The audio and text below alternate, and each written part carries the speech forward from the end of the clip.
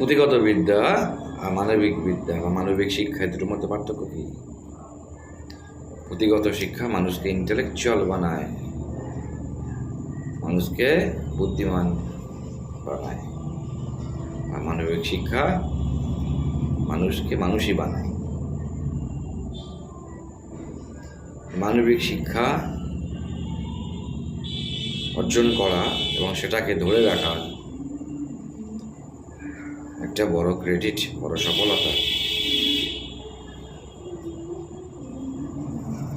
সবসময় যে পুঁথিগত বিদ্যায় পারদর্শী হলেই ভালো মানুষ হওয়া যায় তেমন না, কিন্তু দেখবেন ভালো মানুষ হতে গেলে মানবিক শিক্ষাটা আগে থাকতে হবে।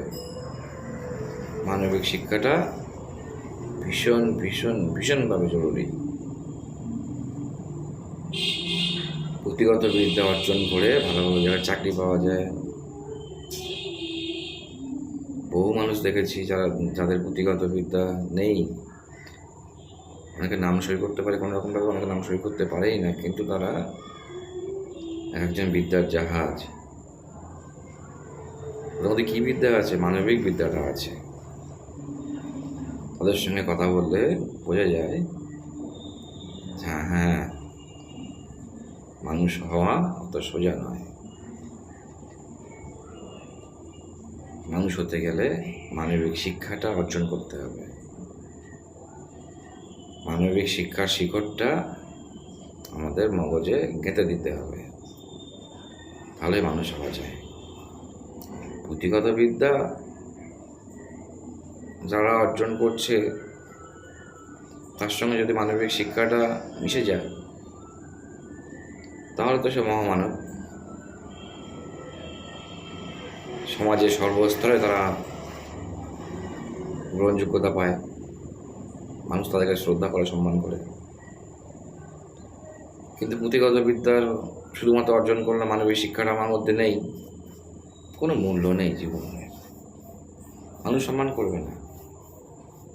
হ্যাঁ, মানুষ এখন বুঝে গেছে বর্তমান সমাজে একটা জিনিস কিন্তু খুব গুরুত্বপূর্ণভাবে চলছে, সেটা হচ্ছে এখন কিন্তু মানুষের কর্মটাকে কিন্তু বিচার করে না। ছোট কর্ম বড় কর্ম বলে কিছু নেই, কিন্তু এখন মানুষ দেখে সে সৎকর্ম আর অসৎকর্ম মানুষ দেখে। সৎ পথে কর্ম করে খাচ্ছে, চাকরি নাই করতে পারে, কিন্তু সৎ পথে কর্ম করে তার মধ্যে যে মানবিক শিক্ষাটা রয়ে গেছে, যে মানবিক শিক্ষাটা তার মধ্যে জীবিত আছে, সেটাই তাকে ভালো মানুষ হিসেবে সমাজে প্রতিষ্ঠিত করবে বা করেছে। কিন্তু যে মানুষটা বিদ্যার জাহাজ কিন্তু মানবিক শিক্ষা নেই, তারা কিন্তু কোনো না কোনো সময়ে মানুষের কাছে বিরাগ ভাজন হবেই হবে। সুতরাং মানুষ হতে গেলে মানবিক শিক্ষাটা অর্জন করতে হবে আগে। পুঁথিগত বিদ্যা তো আমাদের অবশ্যই লাগে বর্তমান যুগে চলতে গেলে। আধুনিক যুগ, মানে সুশিক্ষা শিক্ষিত না হতে পারে মানুষ, তাহলে তো যুগের সঙ্গে তাল মেলাতে পারবে না, ঠিক আছে। কিন্তু পাশাপাশি মানবিক শিক্ষাটা যদি না পায়, সমাজের সঙ্গে সে বেড়ে উঠবে না, সমাজের কাছে সে ব্যর্থ বলে প্রমাণিত হবে, কারণ তার মধ্যে মানবিক শিক্ষা নেই, ইনসানিয়াত নেই।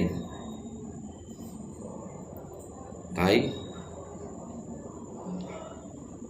আমাদেরকে খেয়াল রাখতে হবে মানবিক শিক্ষা অর্জন করার আর কি মাত্রাটা যেন কখনোই কম না হয়, সে পূর্ণ মাত্রায় অর্জন করতে হবে। যেন কী করতে হবে? মনীষীদের বই পড়তে হবে, সর্বশক্তিমানের উপর ভরসা রাখতে হবে,